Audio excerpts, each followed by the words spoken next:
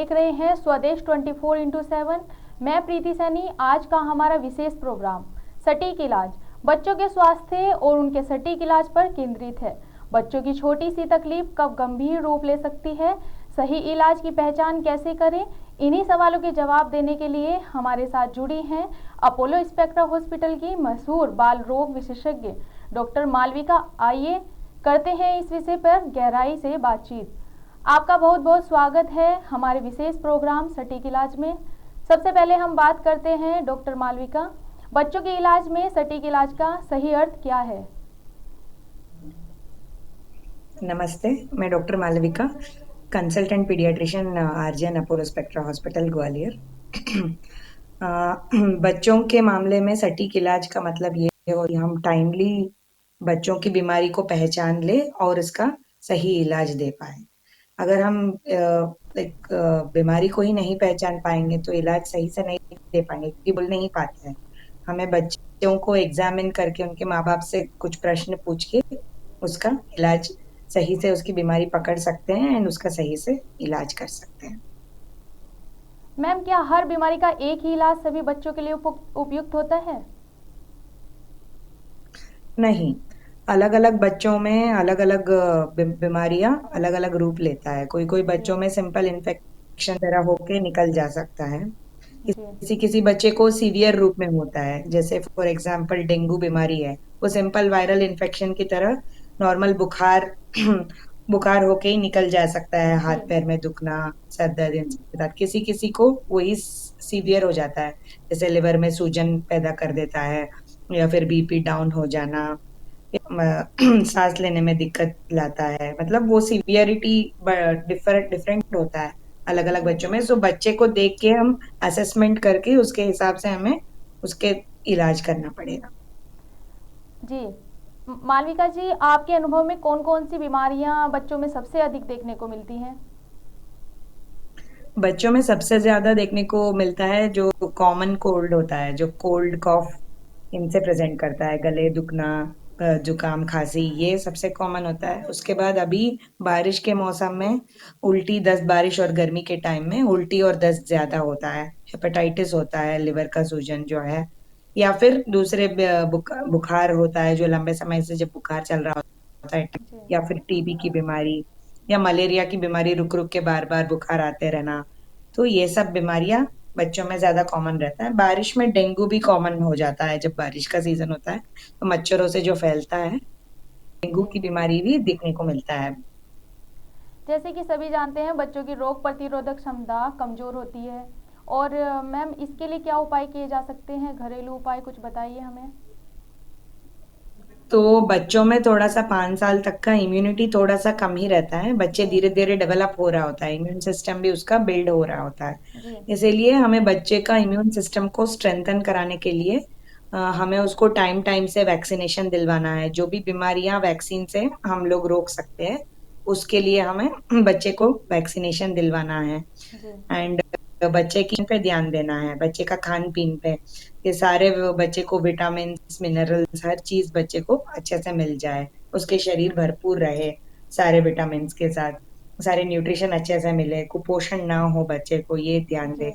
And बच्चे का जैसे फिजिकल एक्टिविटी करेज करे। आजकल मोबाइल के कारण क्या बच्चे ज्यादातर स्क्रीन के सामने टाइम स्पेंड करते हैं, इसको जी थोड़ा कम करके हम थोड़ा बच्चे को खेलने के लिए थोड़ा प्रोत्साहित करें।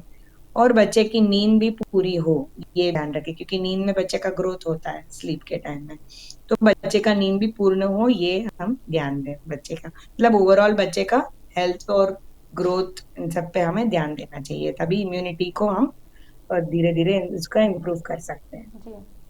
कई बार कुछ माता पिता खुद ही दवा देने लगते हैं, तो यह कितना खतरनाक हो सकता है मैम?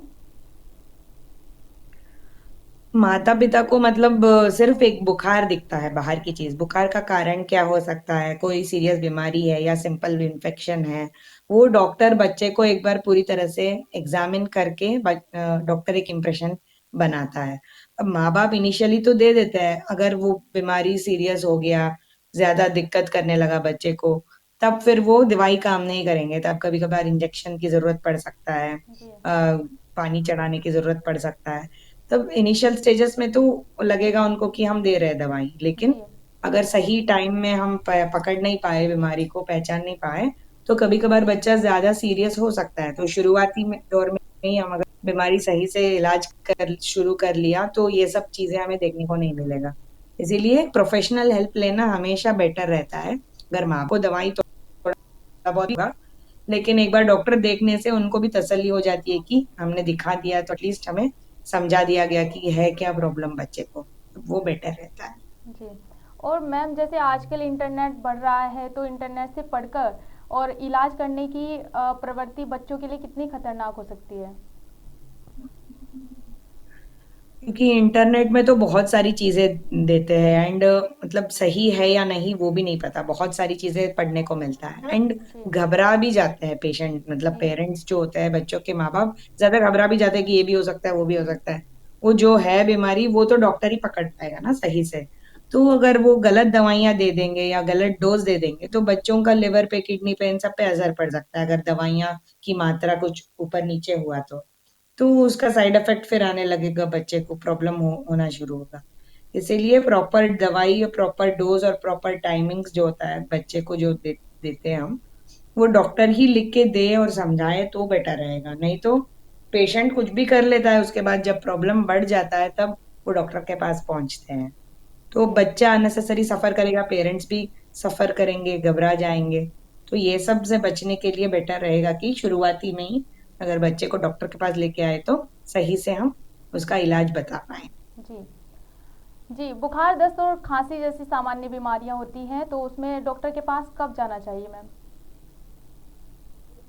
जब बुखार बहुत तेज हो, जैसे 102 के ऊपर का बुखार आया है एंड बच्चे को बहुत ज्यादा कपकपी, कभी कभार बुखार में बच्चे को दौरे भी हो जाते हैं, छोटे जी बच्चों को 6 महीने से 5 साल के बीच में अगर ऐसा कुछ हो रहा हो और बच्चा बिल्कुल खाना पीना कम कर दिया हो, बच्चा पेशाब कम कर रहा हो और बच्चा बहुत सुस्त है, मतलब चल फिर भी नहीं पा रहा है एंड बेहोश बेहोश की हालत में जा रहा है, हाथ पैर बच्चे का ठंडा हो रहा हो और बच्चे को सांस लेने में कुछ तकलीफ हो रहा हो, ये सब चीजें जब होता है तो मतलब पेशेंट डॉक्टर के पास इमरजेंसी में पहुंचना ही है।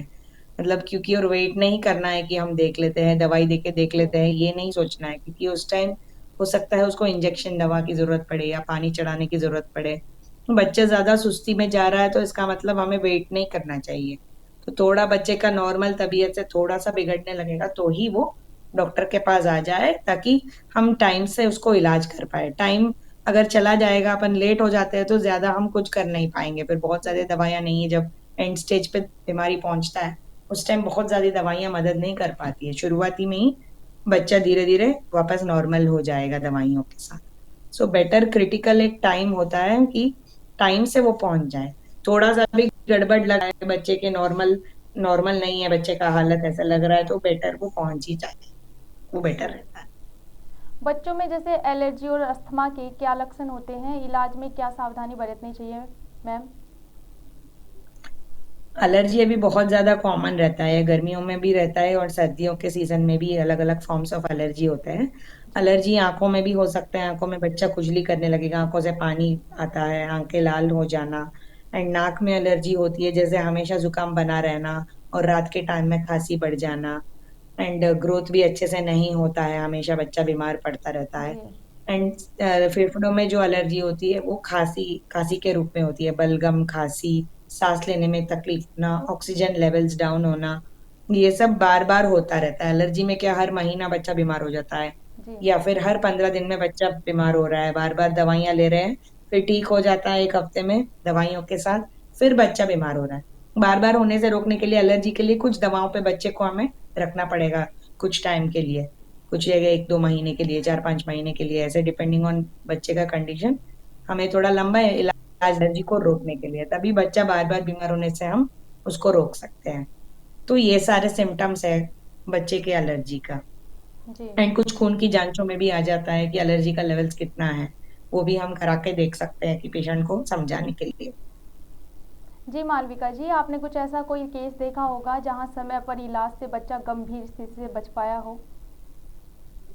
हाँ, स्पेशली हेपेटाइटिस जी पेशेंट या फिर डेंगू के पेशेंट जो सिक होते हैं, जो आईसीयू में भर्ती हुए हैं, तो उनका मतलब हेपेटाइटिस के पेशेंट में बच्चे का होश उतना सही नहीं था, तो बच्चे को ऑक्सीजन लगाने की ज़रूरत पड़ी थी। तो फिर धीरे-धीरे बच्चा हेपेटाइटिस से जब हम ट्रीटमेंट देके उसको धीरे-धीरे बच्चा बाहर आने लगा बीमारी से, ठीक होने लगा, तब बच्चे का इम्प्रूवमेंट दिखने लगा, होश ठीक होने लगा एंड बच्चे का लिवर का भी फंक्शंस अच्छा होने लगा। डेंगू में भी बच्चा हाथ-पैर ठंडा, बीपी बहुत डाउन जा रहा था, दिल का धड़कन बहुत तेज़ चल रहा था।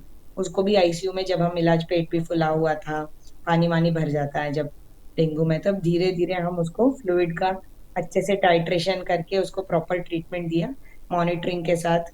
तो हमारे पास मॉनिटरिंग भी बहुत अच्छा है कि आईसीयू में केयर सब कुछ।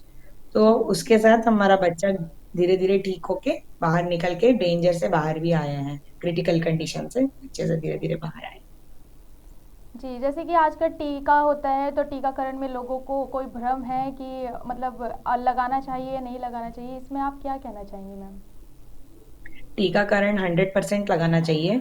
वो बच्चों को सीरियस बीमारियों से बचाता है। जैसे मतलब 90 टू 95% प्रोटेक्शन भी रहता है। अगर बीमारी हो भी गया बाय चांस बच्चे को, तो भी वो सीरियस मात्रा में नहीं होगी, जो नॉर्मल आम बच्चों को होगा जिन्होंने वैक्सीनेशन नहीं लिया हो।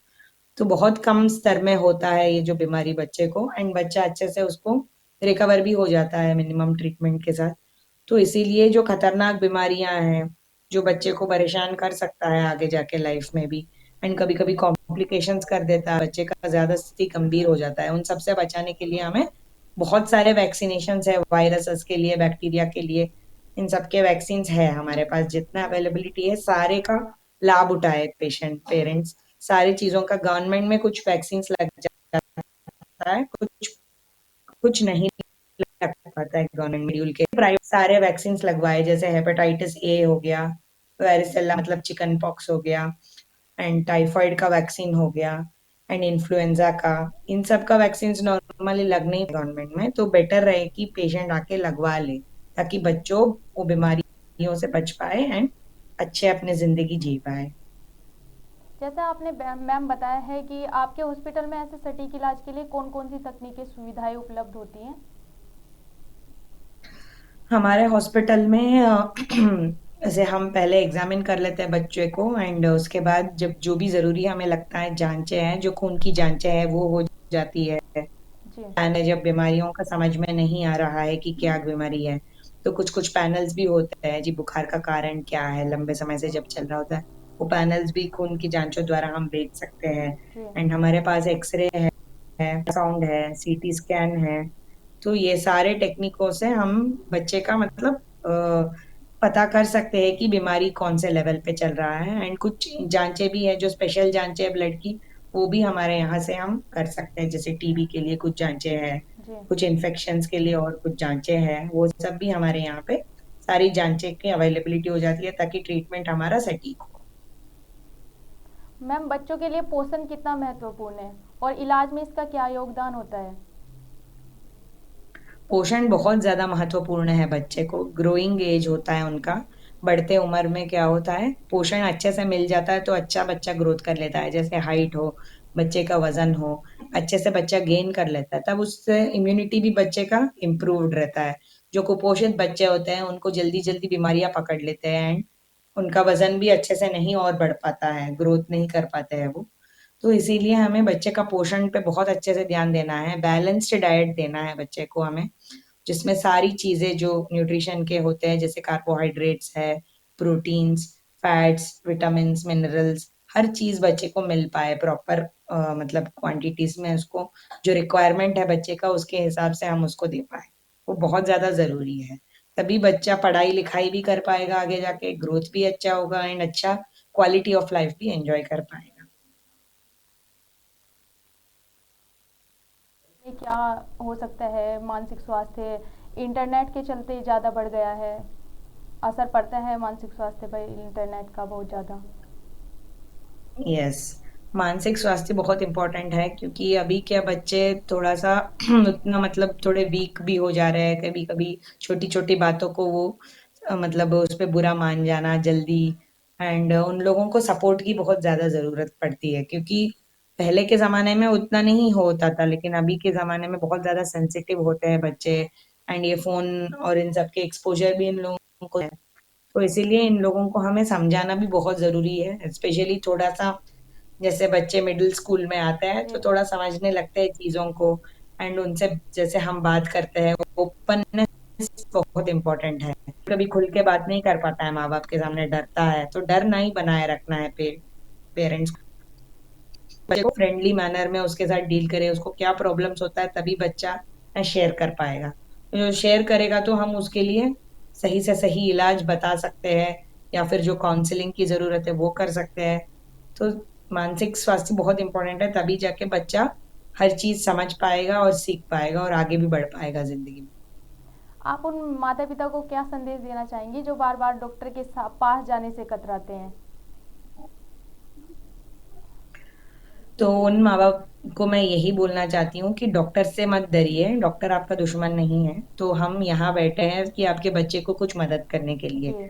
तो कुछ भी प्रॉब्लम आपको लग रहा है, बच्चे में थोड़ा-सा कुछ अंतर दिख रहा है ग्रोथ में, चाहे डेवलपमेंट, चाहे पढ़ाई में हो, चाहे कोई भी चीज़ हो जिनको बॉदर कर रहा है, कंसर्न लग रहा है, तो आके एक बार हमसे शेयर करें, तब हम आपको बता पाएँगे कि ये इसके कारण हो सकता है, कुछ कमियाँ हो रहा है या कुछ इन्फेक्शन हो रहा है, तो हम अच्छे से उनको समझा पाएँगे कि बच्चे को क्या तकलीफ हो सकता है। तो उसके हिसाब से हम जाँच करके उसको और साबित कर देते हैं कि और उसके हिसाब से उनको इलाज या फिर आगे कुछ और जाँचें करवाना है या आगे का मैनेजमेंट कुछ हम कर सकते हैं बच्चे को।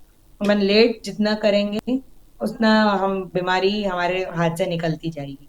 तो हमें जल्दी से जल्दी कोई भी बीमारी शुरुआती में पकड़ लेते हैं तो उसका इलाज सटीक हो नहीं तो थोड़ा-सा हमारे हाथ से भी निकल जाता है और बहुत ज़्यादा इलाज भी नहीं बचा रहता है। तो जल्द से जल्द कोई भी प्रॉब्लम लगे बच्चे में आपको एंड मॉनिटरिंग के लिए भी बच्चे को दिखाते रहे, बच्चे का ग्रोथ मॉनिटर करवाते रहे, हाइट, वेट, बच्चे का सर का नाप भी हम लेते हैं ब्रेन ग्रोथ को मेज़र करने के लिए।